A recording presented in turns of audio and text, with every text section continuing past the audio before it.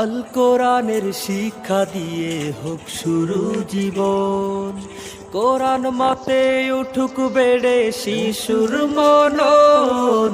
আল কোরআনের শিক্ষা দিয়ে হোক শুরু জীবন, কোরআন মতে উঠুক বেড়ে শিশুর মনন।